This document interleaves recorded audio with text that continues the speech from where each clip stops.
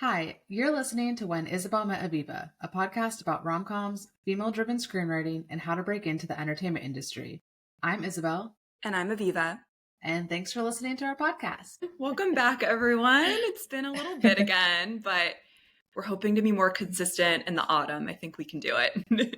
Yeah, but you're starting school soon, right? Yeah, I start school in next week is orientation. Oh my gosh, so I'm going that's back exciting. to school. Yeah, it'll be weird to have homework again, and yeah. But I'm excited. The first class I'm taking is literally about podcasting, so I'm really curious what they'll teach us.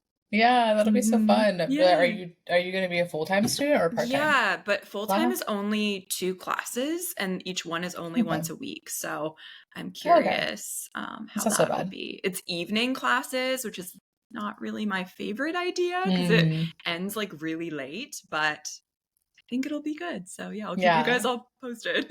I know. Yeah, that's so fun. It's the next, you're starting the next step of your journey, right? Yeah. For your career. Yeah, thank you. Yeah, thank you. But yeah, what have you been up to? You got back from a big trip. You've been such a jet setter. I know. I'm so ready to just not do anything for the next few months. So. Yeah. But your trip was good. You went to India, and was the wedding fun and magical? Yeah, no, oh my gosh, it was so much fun. I got to be with my whole family and see people that I hadn't seen in a really long time, and also just for my family to all be together. Yeah. For a long amount of time was really nice because I don't remember the last time all of my siblings and my parents have all been able to travel at the same time, so that was really nice. And yeah, it was a really great trip. The jet lag coming back was really rough though, so all of last week was I felt like I was in a time warp of jet lag is brutal. How many hours were you? I think it was 13 hours. That's I was basically lot. a whole and plus I traveled for 2 days essentially. That was what really threw me, was I thought I got back on Friday, but I actually technically got back on Thursday, but it was my Friday. So I was a so day confusing. off. Yeah. For an entire so week. disorienting. Did you come up with any rom-com ideas inspired by your trip? Not so much. I mean, it was kind of nice to be there to think about my Indian rom-com. So that was definitely something I did when I came back, was I feel like I had just I don't know, a little more jokes, because I was definitely, I was my main character in those moments where especially at the wedding, I was always introduced to everyone as the unmarried one. Oh no. That's horrible. Yeah, oh my gosh, my siblings were all laughing, and I thought it was funny too, because for me, it's such culture shock, honestly, going to India, because women's lives are just so different there. And that was part of what originally prompted this rom-com I wanted to write about, was how I grew up with some Indian culture, but I didn't live it. And it's really disorienting to go there and feel I can laugh at something like that, because I'm just I don't care. I'm not I don't see marriage as something that I'm aiming towards in life and as a marker of success, right? But for them, that is that's your life. Your next step as a woman is you get married. And so my cousin who got married, her name is Isabel. So that's too is where I just thought it was kind of funny that they were oh, and this is Isabel, the unmarried Isabel. Or if it was in the context of this is my sister, this is my other sister, these are their husbands, and then here's Isabel, the unmarried one. So rom-coded though, that is such a rom-com pattern. And there was the protagonist is portrayed in in a wedding situation. And I kind of just there was one moment where I kind of was all right, this is getting a little annoying now, because when Auntie came up to me and was just staring at me, and she was like, would you like me to set you up with a nice Indian boy? And I was absolutely not. No, zero interest. My sister, my brother saw that. They were both just laughing so much. And my sister was I dare you to ask to be set up with an Indian girl and see what they say. And I was I'm get that close to getting that sassy with people. But I was trying to maintain being a respectful like woman and like, and so I think that was kind of helpful because I felt like it put me into my main character's brain of this Indian rom-com I've been writing, right? Because it's like, that is like that's her struggle. And I think like, it does make me think about like when I had like, I don't know, like 2 white men reading my script, right? Versus like, I want to eventually have more like diverse women read it, because I think that's something that maybe other people don't culturally understand. Because I remember they would be like, "What, would she really just like go along with what her family says and just like do what her family does?" And I'm like, yeah, when you're the child of an immigrant, you like, you feel that like, even though I know this is all messed up and there's so many things I want to say, I'm not going to like snap at some random auntie, like, or I'm not going to like push the limit and be like, by the way, like, I'm gay. Yeah. I'm not going to do that in those like moments where I just know like that there's a time and place for certain things. I can so imagine that though, like if it were a scene and like having their voices like start to overlap and then she like explodes, like. Yeah, exactly. Yeah, I was definitely feeling that. So I was like, it was already snappy of me to like be like, no, I'm not interested. Well, I'm glad you could laugh about it and not just be so drained by it. But so it was inspiring. So I didn't necessarily get like new ideas, but it definitely gave me some more like fuel for that rom-com that I just generally hope I can finish this year, because it's been so long now that I've been rewriting that. Yeah. Well, now you're like back home and you're not like being a jet setter super soon, to my knowledge. So yeah, I know. I'm just like, it did though make me want to also work on my like sort of, I have another script I've been working on this year that's about family. That's the one that's kind of like a little bit of a time loop. And that one also kind of, I think being with my family also made me want to work on that one still more too, because I do like, stories about broken families trying to like heal themselves and come back together. And I felt like I was experiencing that a little bit too. So it was kind of giving me ideas to think about, not necessarily a rom-com, but a kind of like fun family. Yeah. I wouldn't say it's like a kids family movie, more of a like R-rated family comedy is that more. Sounds great. Yeah. Cool. Yeah, I also I finished my script since we last, I think, we're on air. Wait, with the sweater one? The knitting one. Yeah. Oh my gosh. Yeah. Okay, wait, I want to read that. Yeah, I would love to send it to you. So I finished that, time's a blur, but like a week ago or so. Wow. And oh my god. Yeah, so it's been a really creative summer. So so would love to send that to you. And that was inspired by my recent trip to Greece, and then like also my knitting journey. So that was really fun. I've been writing a lot, and then I just went to Chicago, which was not as magical as Greece, but when I was like, I don't know, I've just been feeling very inspired lately for writing, and I was thinking I want to write maybe like an airport rom-com next. Oh yeah, I saw you post that. Yeah, because like every time I'm at the airport, I just think about how there are a few really good movies set at the airport, but not that many. Like The Terminal and Love at First Sight, which was super cute, and parts of Love Actually.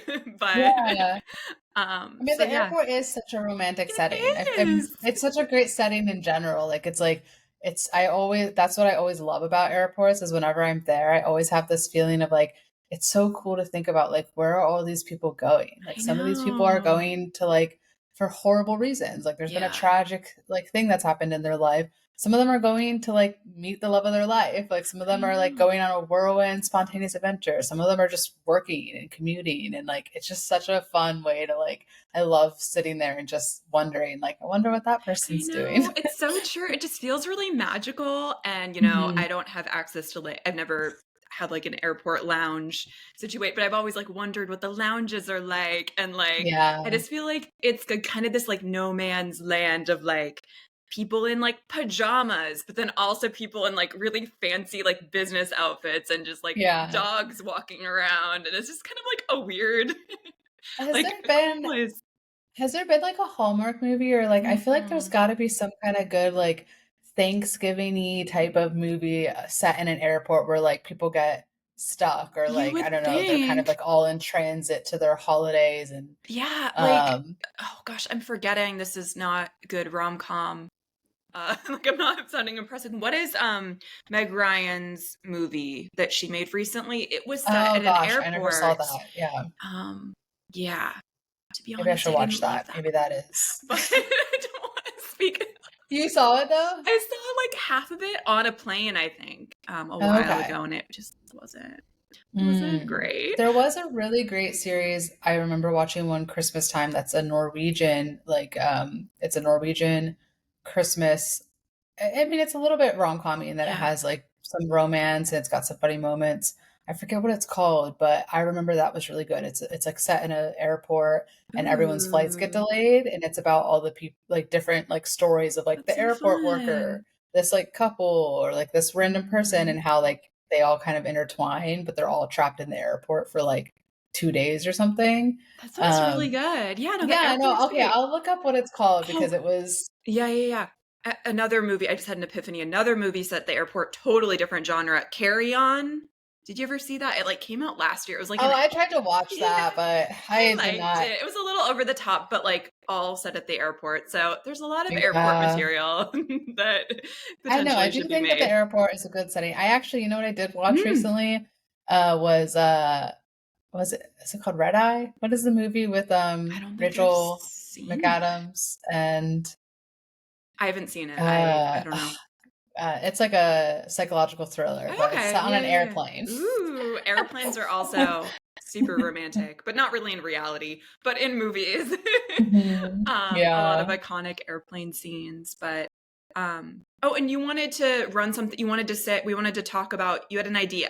Oh yeah, okay. So I had this idea that I was thinking about because I've kind of been listening to more podcasts, and I actually was re-listening to the Serial podcast. I don't know if you ever followed the like Anand Syed trial, because there's a new documentary coming out soon. So I was like, I haven't like gone, I don't know. Sometimes I like to listen to things again to like get a different perspective. And so I hadn't explored this trial in like so long. Yeah. And so as I was listening to it, I was just sitting there thinking like, it's so relaxing to just like hear them like kind of reading these court documents. And it's the way that like that type of podcast is more of a story being told. And I think too, because when I was in India, I listened to a couple audiobooks. So I've just like generally been enjoying like listening to stories more versus like reading a book, which is very new for me. But I was thinking like, I wonder if I could do like a reading of my script, and like if people would like, if that would like be interesting to people. Like, I don't know if I wonder if like non-screenwriters would find that interesting too, you know, to like hear like the action lines all like read, and then have like actors, or, you know, even us, like just like random people read the lines, you know, of the characters.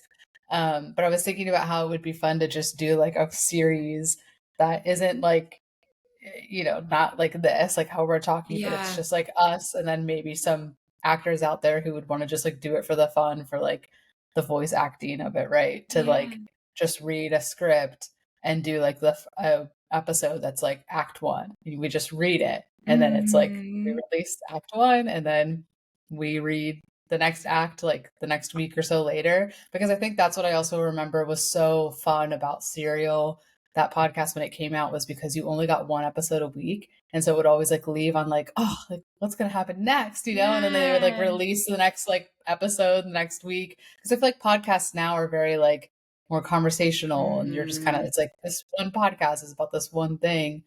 So I was thinking about like if I did a reading of my Dating Zac Efron script, and it was like, and then like you just like ended it at like certain cliffhangers, right? I think that'd be so fun. I think we should do it. I'm down to help organize. I've thought about this before, like doing readings, whether that's in person or online, but I think online would be a really fun way to like include our listeners. And but I was thinking that like, because I'm also just the type of person where just like when life is so busy, it's like I see all these like webinars and things, and I'm like, I would love to like sit in on that and attend that, but like if the timing doesn't work, I can't do it, whatever. But I was like, if it was just a podcast where I could just like listen to it when I wanted to listen to it, I feel like that would be fun. Like, I don't know, I would totally listen if somebody did like their script reading, and then like I could just like sit there and listen to a full like you know, one act of a script and like hear. I like hearing the different voices. You know, I think that's what really makes it, is like hearing. I want to hear like the actors pretend that they are those people, like, and read the dialogue and.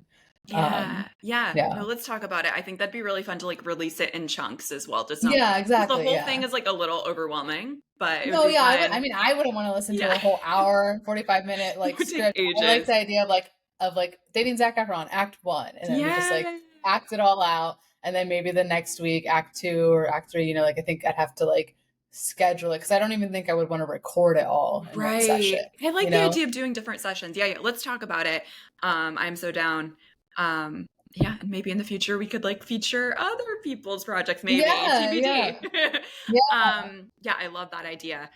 Before we introduce our guest, I wanted to say really quickly, I want to mention Discord really quickly, because we started a Discord for the podcast, and if you guys don't know what Discord is, it's kind of like Reddit but like more closed, like a little like virtual club. And we're just like talking about rom-coms there in the podcast. So if you guys want to join, just like reach out to us, or we'll put a link in the show notes. Oh, do we have to like send people a link? I think it's like we do. I don't think you can search for it, which is kind of Yeah. Oh yeah, duh. I tried to search for it, and that's what I was like. I don't understand how I get into our own. We're almost Discord. Up to 60 members, and I just think it'll be a fun way to like organize events in the future and stuff. So but we should introduce our guest, because it's almost time. But so today I'm like, I know we always are excited, but like I'm like so excited who we're speaking to today. We're speaking to the screenwriter of Freaky Friday.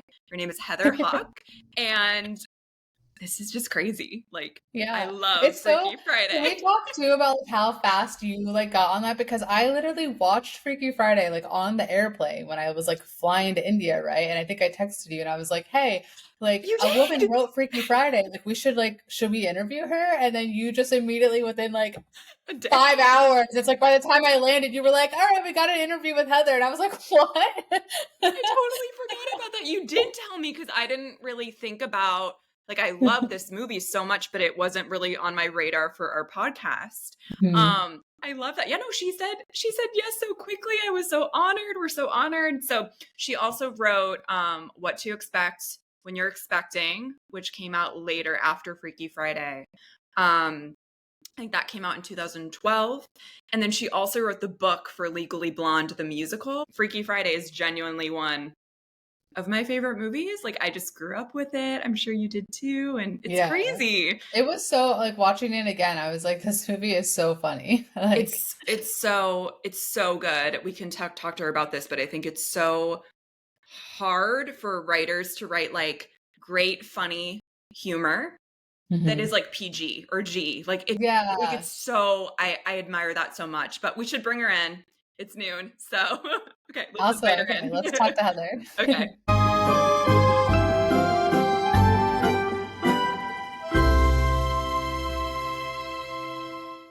Thank you so much for meeting with us today, Heather. We're so excited to get to chat with you. Well, thank you for including me. Of course. Yeah, we were just reminiscing before you came on that I think it was like 2 weeks ago now. I was flying, and Freaky Friday was an option to watch on the plane, and I was like, oh man, I haven't seen that movie in so long, I'm gonna watch it. And then at the end, I think in the credits, I saw your name, and I texted Aviva, and I was like, hey, like I didn't realize like Heather wrote this movie, like we should reach out to her and bring her on the podcast.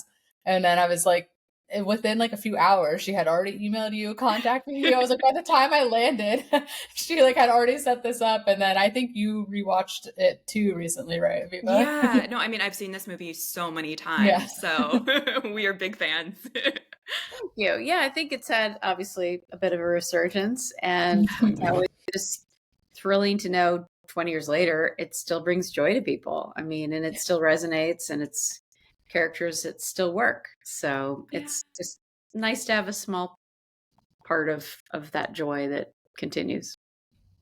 Yeah, it was so fun to watch it again. And just like, I feel like even as a adult now too, like when I saw it when I was like a kid, it's like it was so funny as a kid, and then I just also appreciate when a movie does that so well too, where like it was also still so funny, if not funnier, for me as an adult to catch some of the things that I maybe didn't get when I was younger, you know. I wasn't a mother when I wrote it, Wow, yeah. So it's interesting now that, I am a mother. And ironically, my daughter is named Harper, which is the name of the daughter in Freakier Friday, which I just went to go see. But yeah, I'd had no real reference for that role.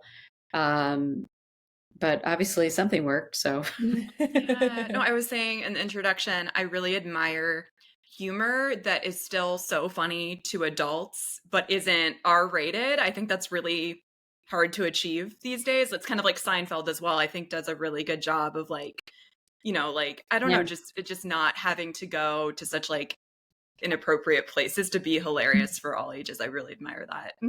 Yeah, no, it's possible. And there's a relevance to it. And I, part of my writing, I knew it was obviously for a younger audience, but I hated being talked down to when I was little.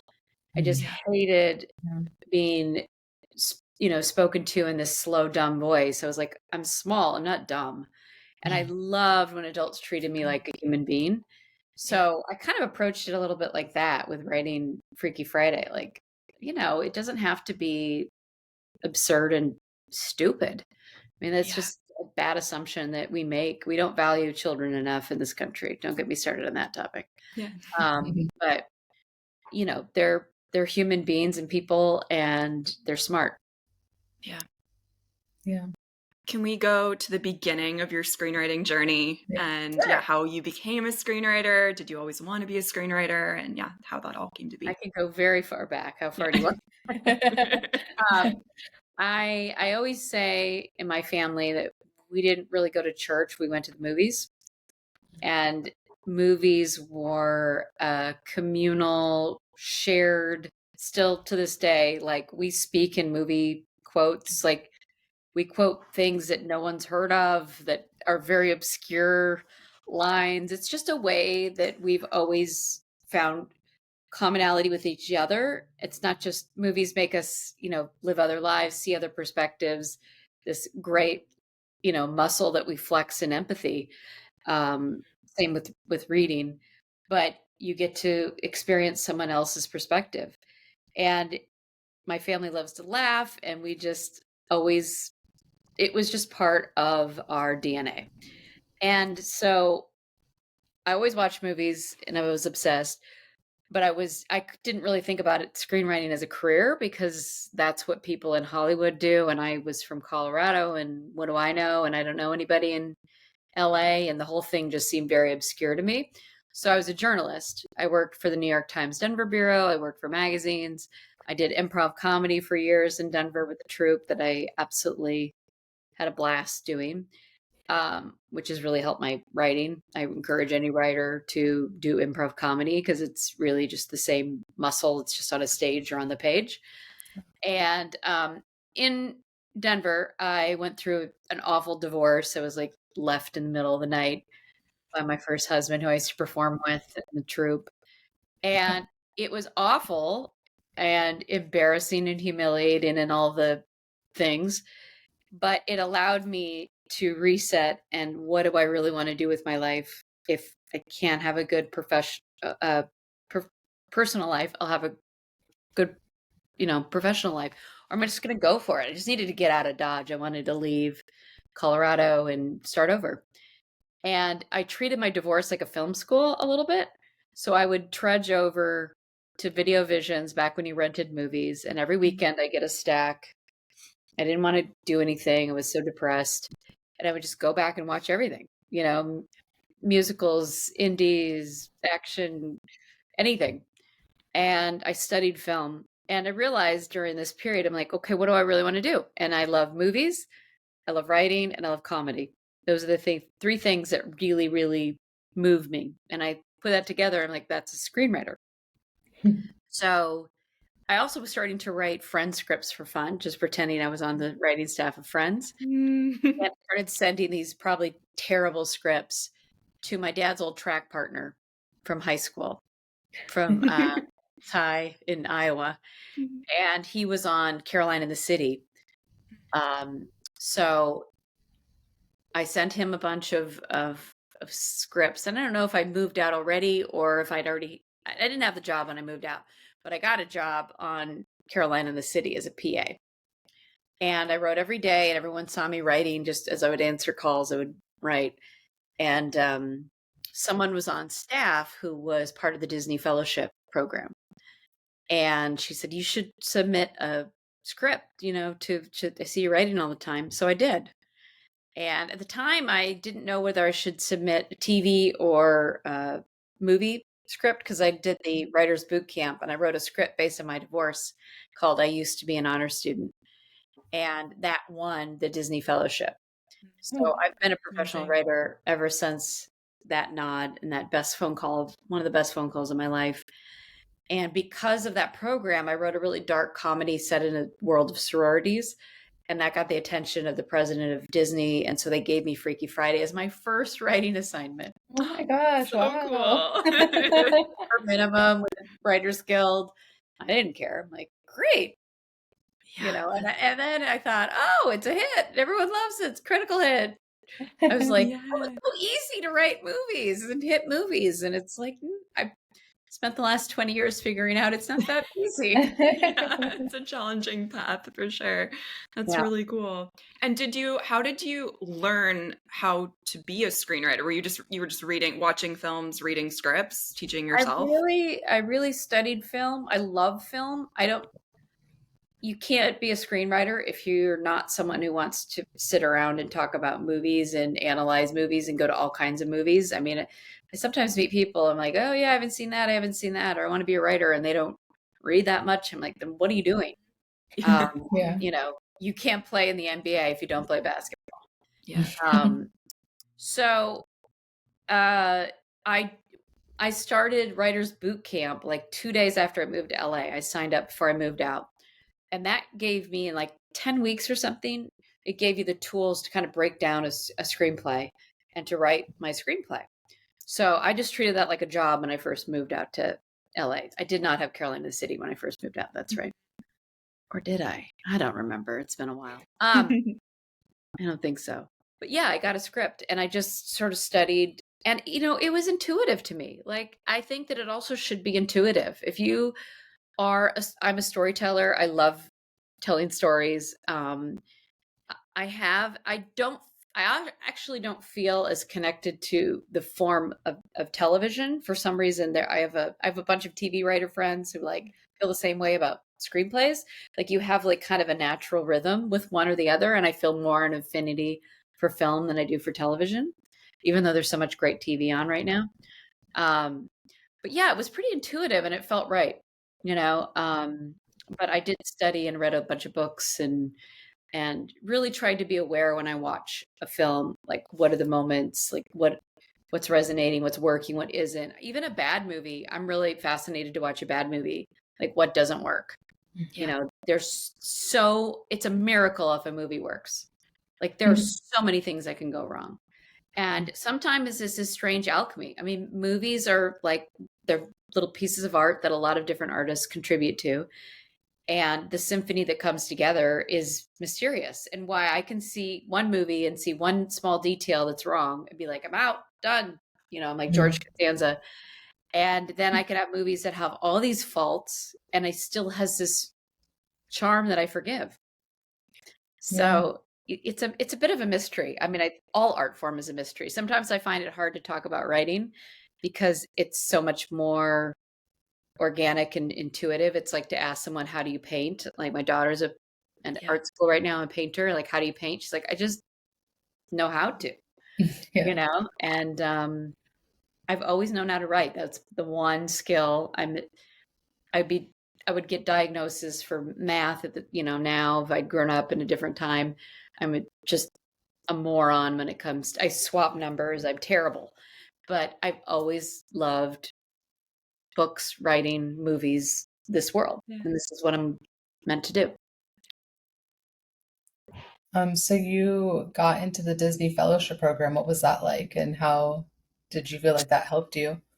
Oh, that was one of the best things that happened in my life. I was one of 4 winners and I almost missed the phone call. I was home in Colorado and it was before cell phones. It was before, Oh gosh. And they had left a message on my, when you dial in, and you probably don't remember that, but you dial in your messages. And I was like, I should just check and see if anyone's called me. And they had called like 3 times. Like, we're really trying to, this is like the last chance. And thank God it was like the last day. If I hadn't checked my messages, my life would be very different. That's wild. Yeah. It was, getting that. I was a writer's assistant on Dilbert, and I was absolutely awful. I just, oh God, I get so good anxiety thinking about that. No. I had a script thrown at me by Larry Charles. Oh gosh. Yeah. That's stressful. And I deserved it a lot of the time, but not that time. I do remember that. Yeah. I hated that job, and I got to announce, I got the phone call that I got the fellowship, and I got to announce, I'm out. Peace. Oh, okay. Came back. Oh, that must have felt so good. Definitely. Yeah, there was this total schmuck who was just a misogynistic turd, and he would never deal with me. He always wanted to deal with the male writer assistant. And everyone came out, and I was like crying. I was all excited, and they're like, Heather won the Disney Fellowship. And he's like, really? And I turned around and I said, really? Awesome. Very cinematic. Yeah. It was, like, I was aware of it in the moment. I was like, that was great. No, that's so cool.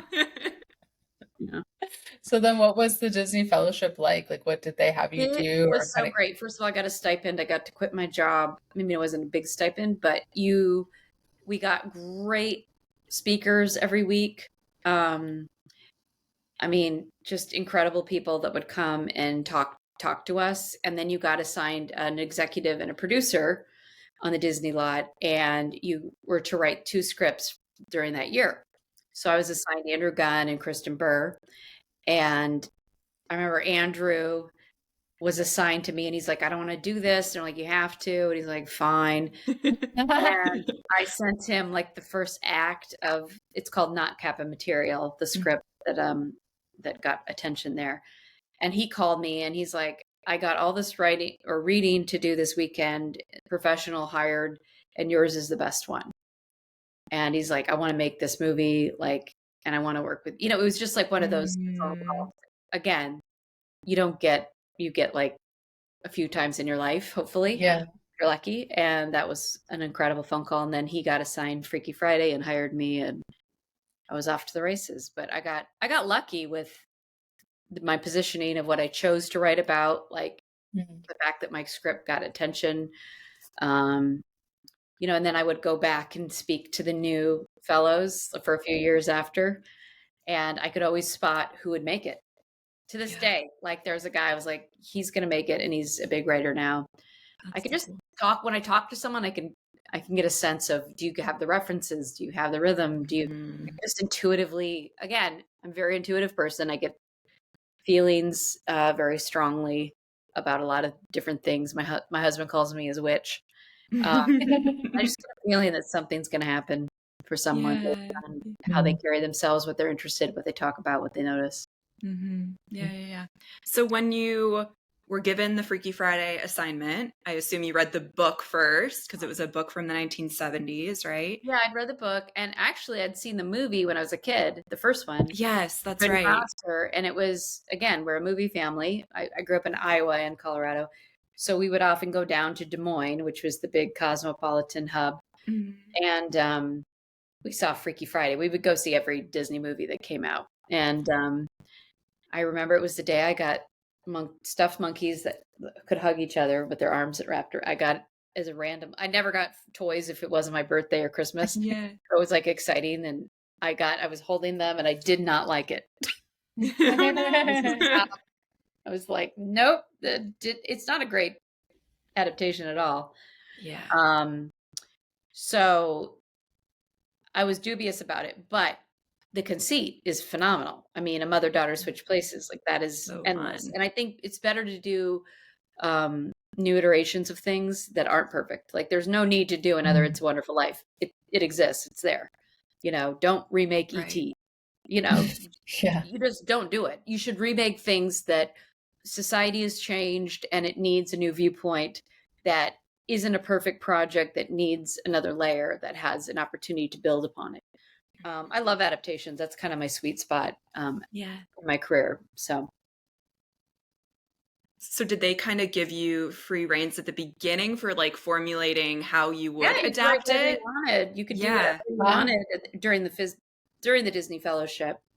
And I wrote not Kappa material that really changed everything. And then I wrote this book called Pageant People about a woman who wanted her daughter to be like the beauty queen. And her husband wasn't supportive enough of the pageant lifestyle. So she reconnects with an old boyfriend from high school that's obsessed with her and like wants him to kill the husband so they can continue with their pageant life. And the guy's so sweet, he can never go through with the death. It was a pageant. It was a dark comedy, but it was fun. And they really like that too. I mean, no one made that, but that's what I wrote. But when you were given the assignment for Freaky Friday, did you just kind of run with it, or like I'm kind of curious what you're like? There was one draft that was not great that I made Anna a skateboarder, and I think Tess. I don't remember what Tess was. I don't remember what the mom was. Was she always a therapist? I can't remember. But it wasn't until we came up with the idea that she was in a band that it came to life. And I was really obsessed with the idea of her opening for Gwen Stefani, for the chance to audition for Gwen Stefani. Like that was the contest winner that you could open for her, because I thought it was so cool to include her in the movie. Also, Madonna really wanted to play Tess. Oh, really? That'd be such a different movie. I mean, as someone who I love indies, 80s, rock, that was my music, still kind of is. But I just always had a soft spot for Madonna. And that would have been interesting. At what point were like Jamie Lee Curtis and Lindsay Lohan were they involved from the beginning, or Lindsay was involved pretty much from the beginning? It was going to be Annette Bening. I had lunch with Annette Bening. It was lovely, as you can kind of imagine. And she had been filming all summer with Kevin Costner for some movie in Montana, and I think she got back and just didn't want to. I think she was out. She just like dropped out. And at the last minute, and literally, I think Jamie was called on a Friday, and she was on set on Monday. Oh wow! And it's also super weird that my mom looks so much like Jamie Lee Curtis. Whoa! Point that people say, "You know who you remind me of," and she's like, "Here we go, Jamie Lee Curtis." She had a joke ready. Like she would say, "It's the body." But the fact that like the woman who I wrote a mom, and then the woman who looks like my mother, this is weird. That's so trippy. Yeah. Feels so like meant to be. This is all meant to happen for you this way. It was a magical time. It was great. And then when Princess Brides came, is that right? No, Princess Bride is Princess Diaries. Sorry. Oh yeah. Okay. I was going to Princess Bride because I love it so much. Princess Diaries came out, and that was a huge hit for Disney, and so that really amped up the pressure on Freaky Friday to deliver, because they're like, we can really make this. It's cheap to make.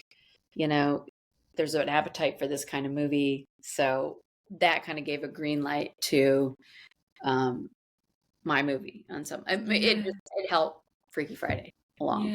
This time in we love this time in film, like the early 2000s, in the rom-com and in the coming of age space, because these movies are as much anymore. I mean, there's long form on Amazon and stuff, but it doesn't. Those seminal romantic comedy movies don't seem to exist much anymore. Why do you think that is? They're really hard to get right.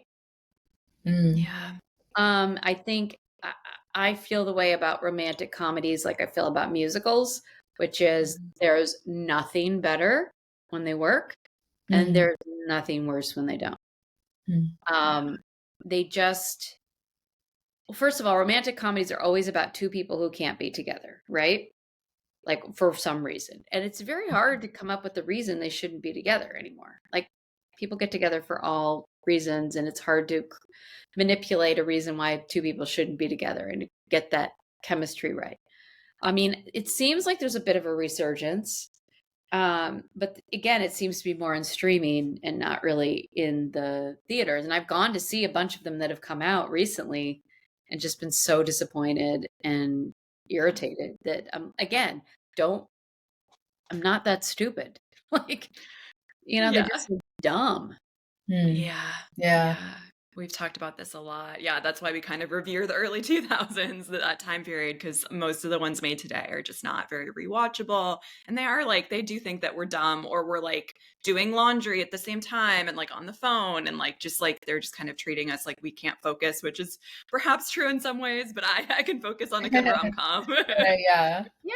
And there's some of the best movies of all time are romantic comedies. Yeah, I mean, It Happened One Night, and you can go on an Annie Hall. They're romantic comedies.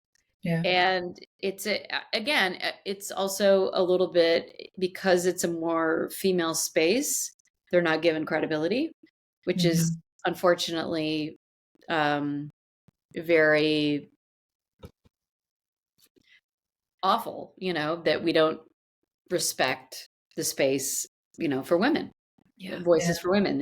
Chick lit is the most derisive, term ever. And all things, if women are interested in it, must not be serious. Yeah. It must not be very good, which is just baloney. Yeah, we agree for sure.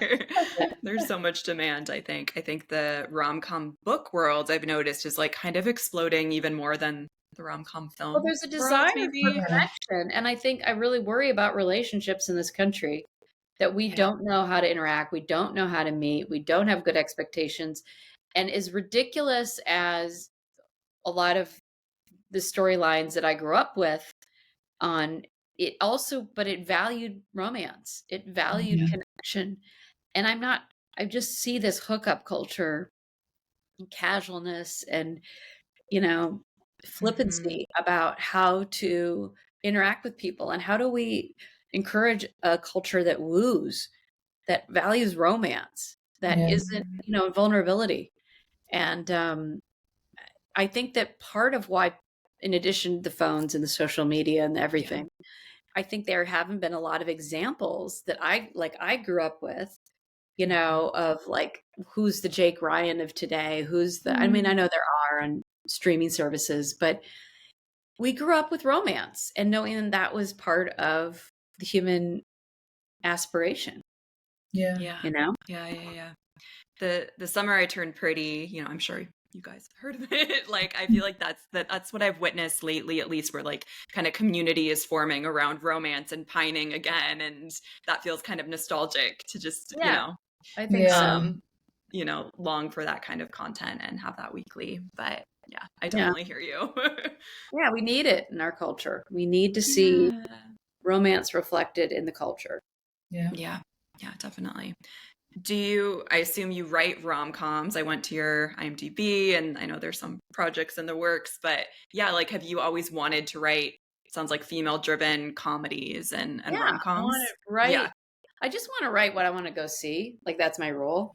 It's pretty basic, but I'm not going to spend a lot of time working on something if these are people I don't care about. This is something I wouldn't invest my own time and money. I know it's expensive to go to a movie. It's, the whole thing. I really value people's time and money, and I want to make it worth their while, and I want to make it worth my while.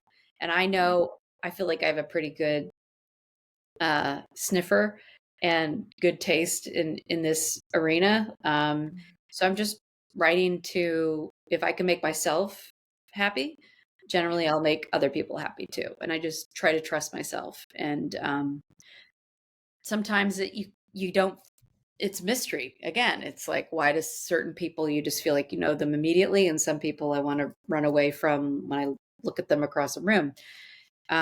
It's an intuition of when the writing is working or not. And but it's a space I want to bring back. I want to see a revival. We do a worthy too. revival, you know? And not just teenagers. I mean, I feel like it's all about, like you say, you know, Summer I Turned Pretty is teenagers, which, you know, I know this is formative, like, you know, you're forming how you're going to be in relationships, and what do relationships look like when you're it's all new, and love is so powerful. And but also, what about adults? Like, how do adults get together, you know, and have relationships and fall in love? So yeah, I'm here for it.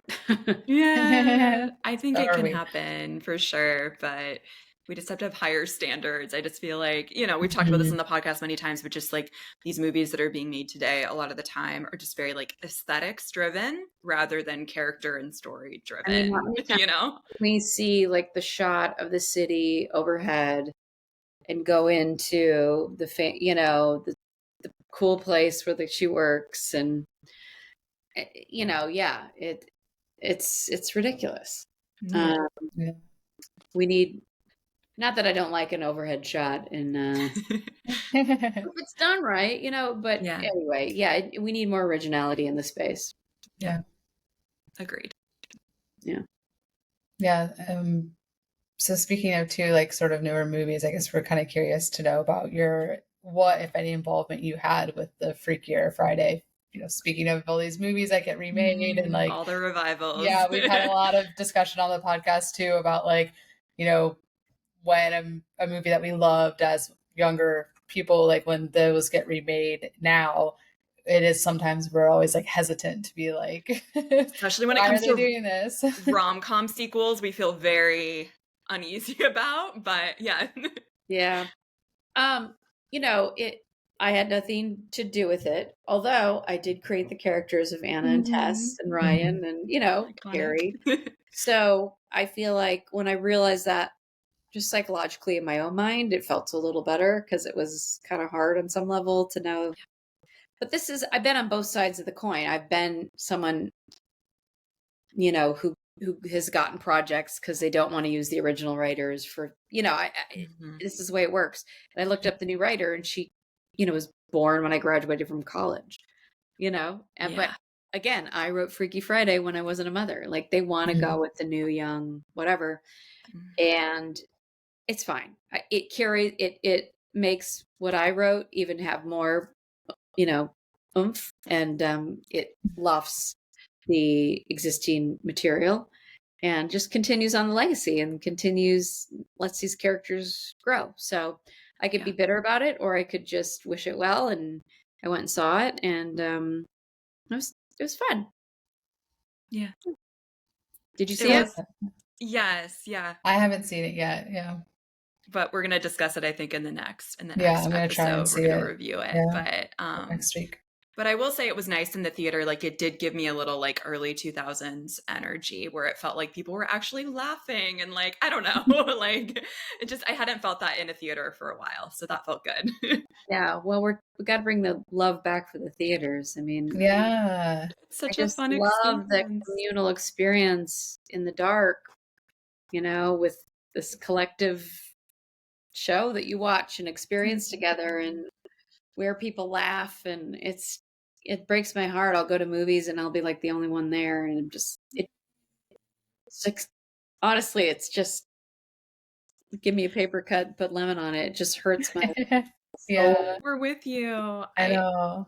I do feel like there is more demand for also like themed screenings of things. Like, we would love to host something like this one day. Like, you know, like they're re-releasing Twilight and things. I just have a feeling that I think there is longing for, like, especially in like, you know, female driven films, to like dress up for something and have it be an event. Like, I crave that, at least. So yeah. Sure. Anything. I mean, just let's get back in the theaters. You know, I love going to see movies by myself in the middle of the day. That's like one of my favorite things in the world. I was going to say, me too. I love going to like the early matinee by myself. My food. Yeah, exactly. Yeah. So wonderful. So heavenly. Yeah. I did have a question about Freaky Friday again, with the music. So it sounds like you knew that music was going to always be part of it. Because this was also, we've also talked about in the podcast and kind of longed for this time when movies had like iconic soundtracks with original songs, and people would buy, like we would buy the CD, and that would just like, that was part of the experience. Like we've talked a lot about the Lizzie McGuire movie because we had the music editor, director from that one, and we've had a producer of Lizzie McGuire on before. So I'm just curious, was music, did they always know it was going to be like original music through the film? I think so. I mean, you know, with the band, Pink Slip, it was an opportunity to inject a lot of that energy. I mean, music is energy. Music is, I love music. I mean, I wrote a musical. I did Legally Blonde musical for Broadway. I love, you know, music, and it infuses and changes. And I've always been kind of obsessed with music, and it was an opportunity music makes everything better. So, you know, and there was an opportunity, and, you know, it was really fun to see it again, and to hear Ultimate again, and just how awesome that song is. That song so is good. so good. And it made me feel a little proud. I felt like the best moment, I don't know if you agree, but I just felt like the scenes that worked the best were at the end, with the music, with, again, the very, very original version of what that exchange was. And it just, and I was like, am I just incredibly arrogant and think that's the best part? But it just felt like that landed, because music just helps us express what we can't. I mean, that it gives voice to mystery. I love a good, like, I'm obsessed with the music on The Bear. Whoever's the music supervisor on The Bear, I just like, they used Save It for Later in several different iterations by the English Beat, which is one of my all-time favorite songs. And I was like, that's all I need to know. Like, I've always wanted to use that song in a movie. And they had like different versions of it, like the different artists performing that song. So obviously the music supervisor loves that song too. And anyway, I love music. Yeah. That's like when I rewatched Freaky Friday, that is like one of my favorite scenes, is when the mom is at the House of Blues show, at that scene when she has to play, because like you just feel everything so well in that scene, with like the awkwardness, like I'm nervous because I know what's about to happen, and then like the excitement of when she like plugs in the guitar and she's like, whoa, like you can do this. So good.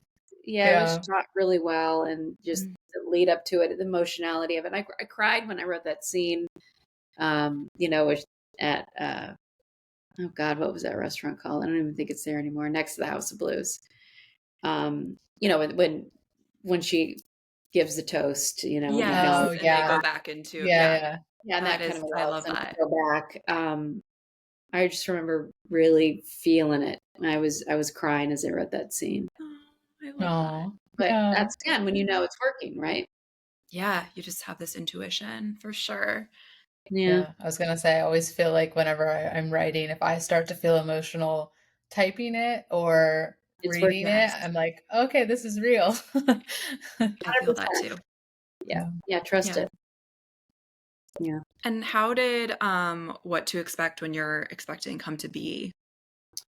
The producers approached me about it. I was pregnant with my son, so I think that helped.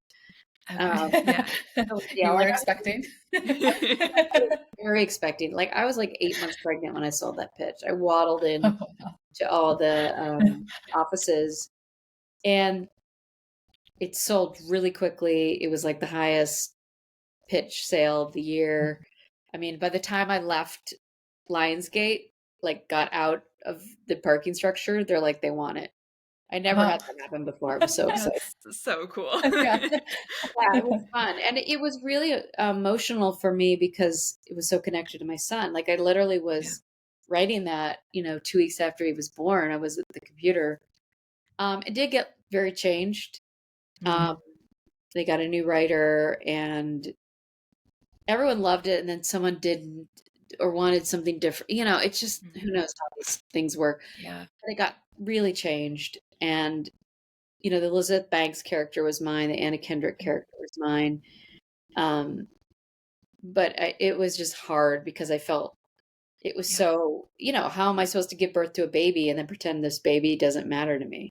I mean, this is part of the challenge of, I always say one of the biggest challenges of being a writer in Hollywood is not the writing. It's the exhausting mental space. And this industry itself is so difficult and toxic, and navigating it and just mentally withstanding the insane things that you go through. And that was one of them, it was hard. And I, there's parts of the movie I didn't really love. There are parts I did not write. Like I really liked the J-Lo character line. I thought that was really beautifully done. Really sweet. But it was hard to let go of that one because it was so. That has to be really difficult because we get so attached to our characters and our stories, and especially about her. Yes, no, I can only imagine that. Like on E, it says movies we love, and like so I think people like it more than it didn't do well at the box office. Yeah. But. I will say, as I was rewatching, like Chase Crawford, like I don't know why he wasn't in more like romantic lead roles. Like maybe he should be in them now too. Like he is just so sweet in that. Oh my God, I talked to him at this party for a long time, and I was like married, and I'm not going to do anything. But I was like, he's beautiful. He's so beautiful. Interesting. Oh, he was delightful. We love that. Texas, like my husband, and that kid, right? Where is he? Yeah, why has he been in anything lately? I will look up after this combo. Isn't he in something semi-recent? Is he in a TV show? I saw him in something. Yeah. He's in something that just came out. Can he be in a rom-com? He's really nice. Yeah. That's good for him. Good. No, I would love to cast him in my rom-com that doesn't exist yet, but that would be great. He's just lovely. And of course, Anna Kendrick. I love her in anything. So it was fun to see her. She's lovely too. I met her, and there's like two connections with me with Anna. I'm gonna what to expect, obviously, but there's something else. Oh. She's great. I know. I don't know. We'll come back to you. And then how did Legally Blonde, the musical, come to be for you? Freaky Friday. The producers really wanted a woman book writer. They kept meeting with gay man after gay man after gay man. And it was great that they did want a woman. And so they saw Freaky Friday, and there was something about the voice that they thought might work. And I was dubious about it because what do I know about musicals? Even though I love musicals, it was my favorite game to play. Improv was Broadway musical. And my mother's a living Broadway musical. So like I knew a lot more than I thought I did just by being her daughter, because she sings all the time. And and then I met with them, and I was like, just again, intuitively, I'm like, I'm supposed to do this. These are my people. And they loved me, and I have an Elle Woods optimism, and weirdly, I've now only started admitting this later in life because it's so tragic, but I kind of basically followed my ex-boyfriend to college. Oh my gosh. Last name was Elwood. Whoa. I was meant to be an idiot because I was prepared. Manifesting. No, I really was meant to do that project. I'm going to go see Larry and Nell, who did the lyrics and composed the score, have a new musical that's trying out right now at Old Globe, and I'm getting on a train today. I'm going to go down and see their new show. Oh, fun. That's so exciting. That's so cool. And for the musical, it's interesting because I guess the original source material was like a book, and then it was adapted into a movie and then a musical. So that's like so many steps. When you were adapting it, how does that work for a musical?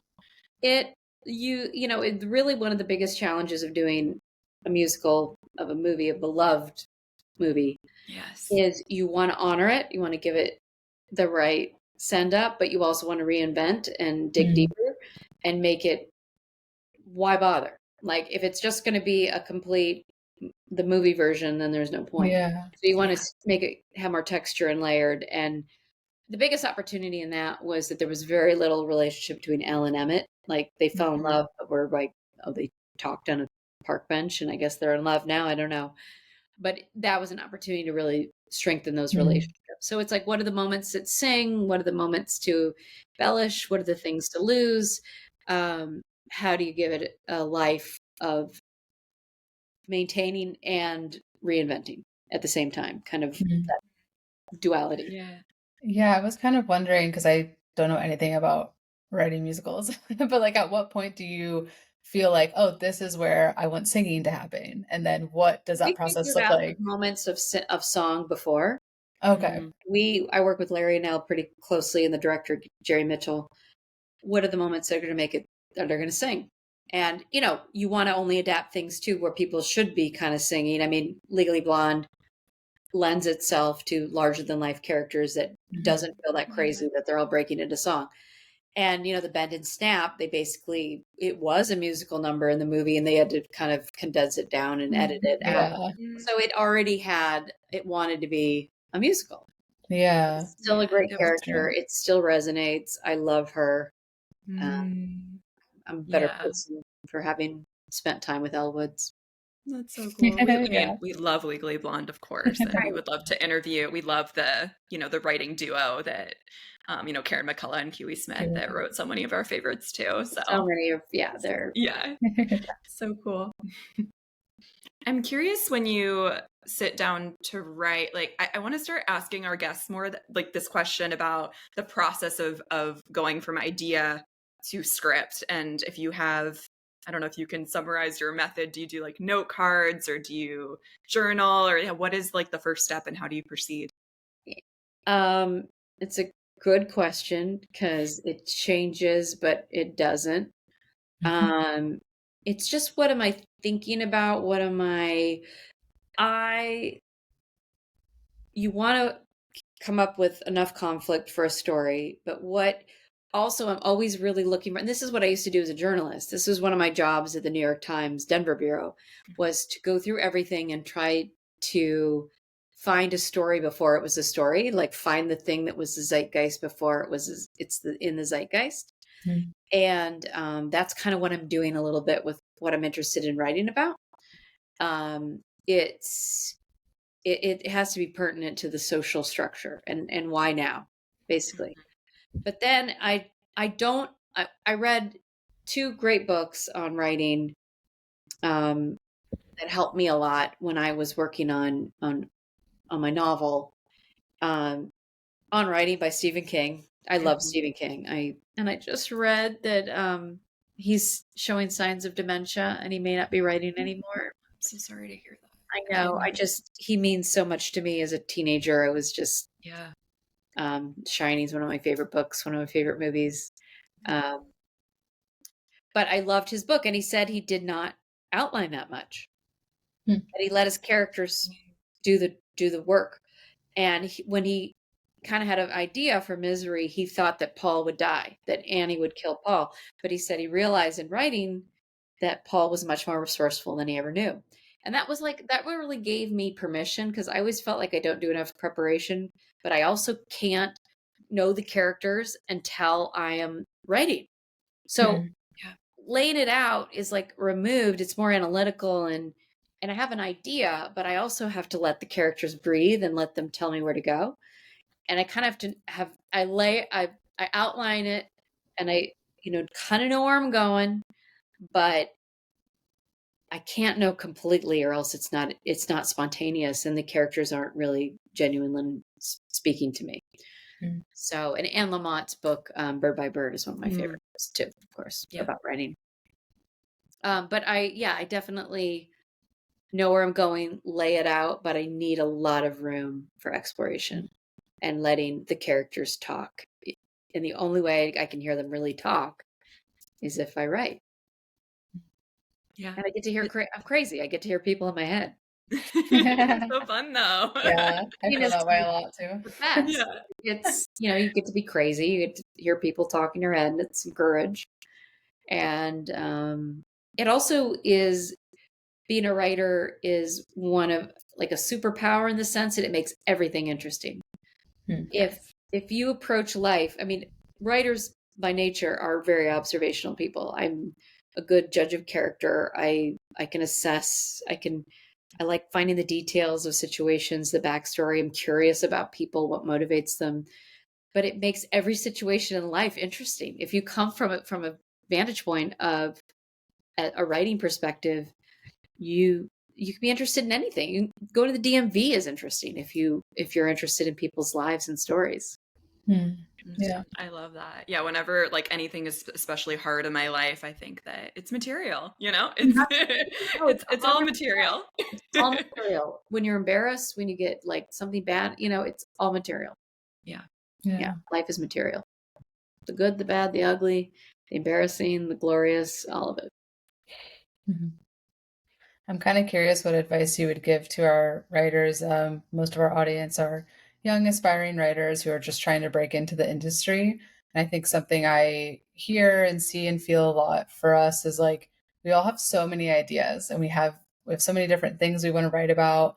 We keep watching all these different movies come out that we complain about. So like, what would your advice be to us of like, what should we write about? Or like, if we have so many different ideas, like what kind of advice do you have to maybe sort of help navigate us down, like going from having this like book of all these different ideas to just actually writing a good script that works and that we can sell?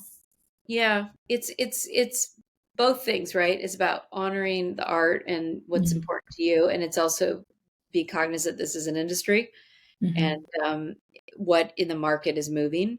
So it's being aware of trends and being cognizant of those influences, but also not being too late to the game. If you see you see something and then you're like, well, I'm going to write my version of this. By the time your script is ready, the world's moved on, and it's derivative. So I would say just write what's in the most in your heart and the most, that has the most commercial viability. If you can find that sweet spot of commercial viability and what makes it unique, what makes you unique, what story can you tell? Like I wrote a script, about sororities. There weren't a lot of sorority sisters writing, dark comedies. So I differentiated myself in that way. So use whatever asset you have, whatever pathos, whatever trauma, whatever good thing, whatever unique perspective you have to share. Dig deep and do it. What makes you unique. And for breaking in, I mean, I know there's not like a secret answer for this, but like, what hard too. I mean, I'm not gonna lie. It's really hard. I worry that the writing industry, entertainment writing industry, is going to be reflective of what's happening with the economy. It's going to be the top 1%, top 0.005%, and everybody else. Yeah. And I worry about AI, and I intentionally don't know that much about AI because it scares the shit out of me. And it's really hard that it's going to be a few people controlling everything and very few spots for anyone else. Yeah. That's my fear about this industry as a reflection of what's going on with our world and economy. And it ain't good. Yeah. But there's always people who are being discovered because new talent is always required. And it's also, as hard as it is to break in, like I'm on the other side, I'm older and I'm having a hard time getting work because I'm like, they want the new young thing. So it's hard. This is a hard industry. And if you don't really want to be involved in a hard industry, great. It's not for you.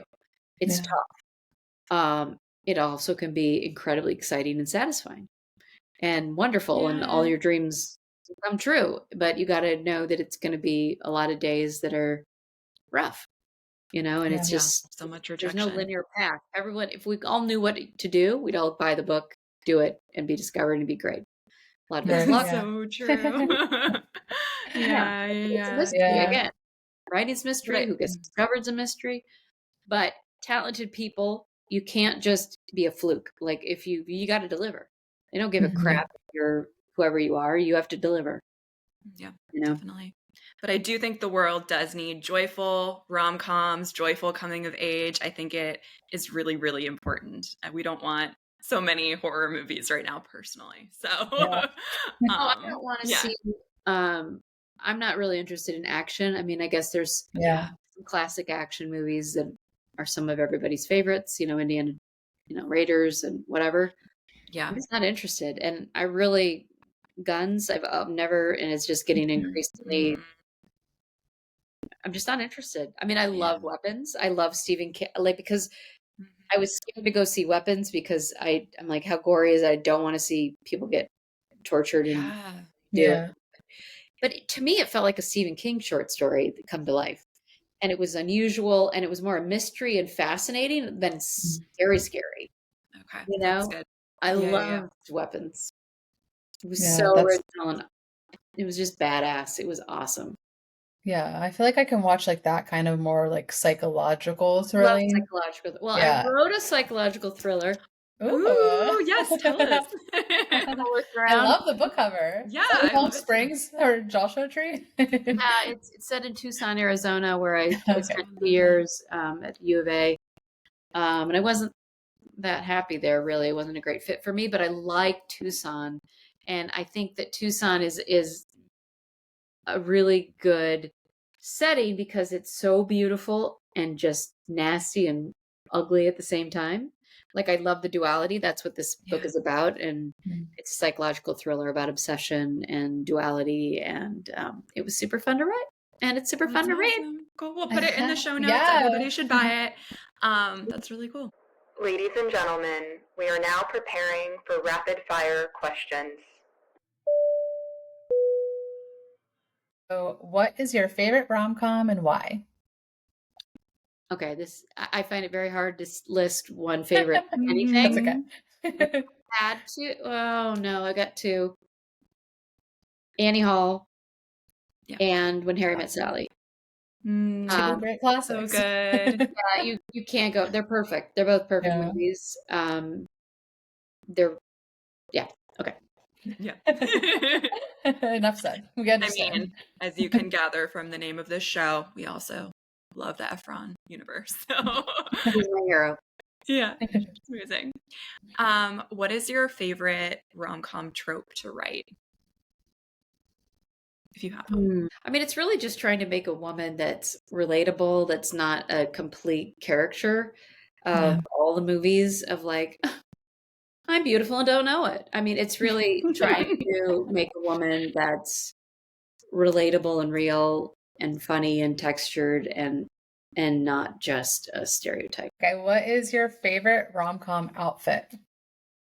Annie Hall.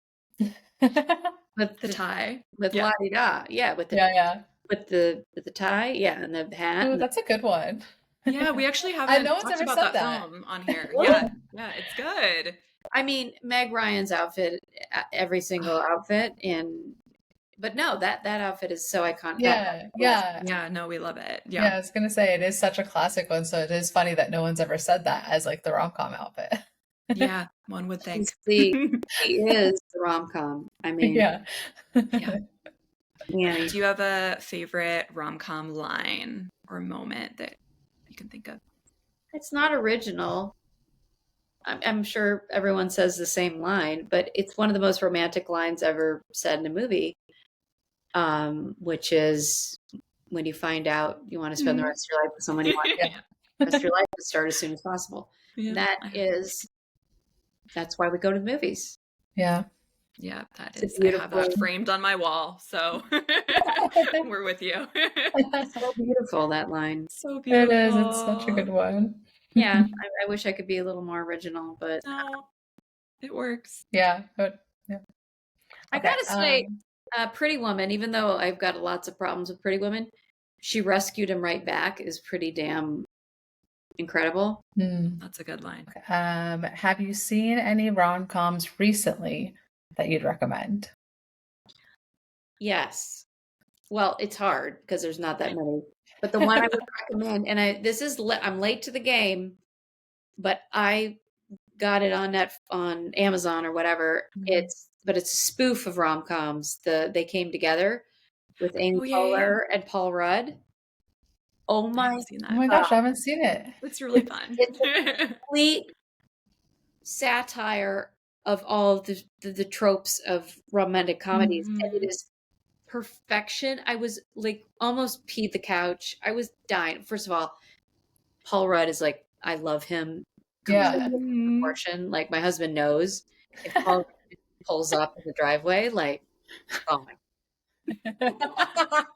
I have no family. I have no children.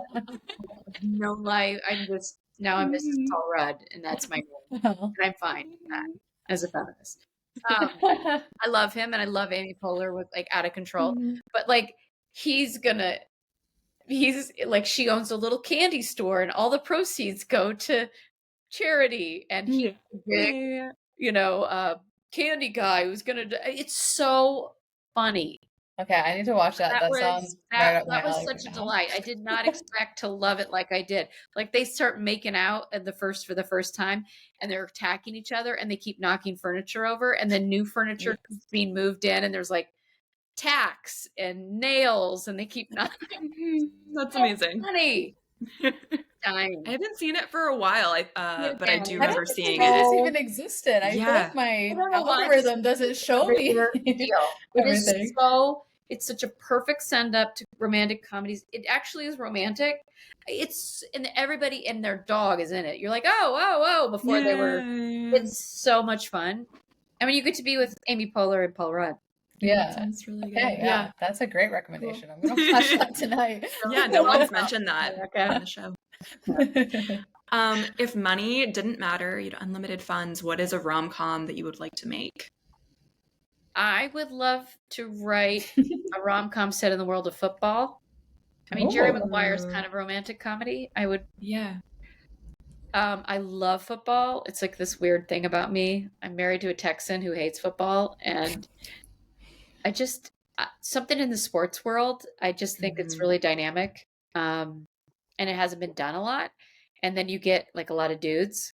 Like I want to get something where men come and men will like feel tender. Yeah, like it'll move women and men. I want a human experience, Yeah, I would love to do that. Well, I feel like there's a little storyline with Taylor Swift and Travis Kelce that can be pulled from. Maybe. Attitude about them. What do you think? What do we think about that? What do we think? Oh, hot take time. Do you have a hot take, Isabel? I don't know. I mean, it's so hard to know because I don't follow celebrities' lives so much. But if I had to be honest with myself, I would probably say that I don't know that I believe that it's a truly true romance. I think it's manufactured. I think it's real, but anyway, I love her, and I didn't really know her that well. My niece is in love with her, and so I watched that Miss Americana documentary about her. Yeah. And I was like, oh wait, I'm totally wrong. She's amazing, and now I'm so into her. But if she's happy, I'm happy. Yeah, exactly. I was excited. I'm excited for all the wedding content because this is the royal wedding for us, Yes, so we need some joy, and we need some. I love it. I'm a diehard Swiftie, so I'm excited. I'm excited. Yeah. Cool. Okay, so what are you working on now? Yeah. I am supposedly up for. I mean, they've been working on this deal forever. I'm sort of worried that it's never going to happen. Bad Moms, the musical.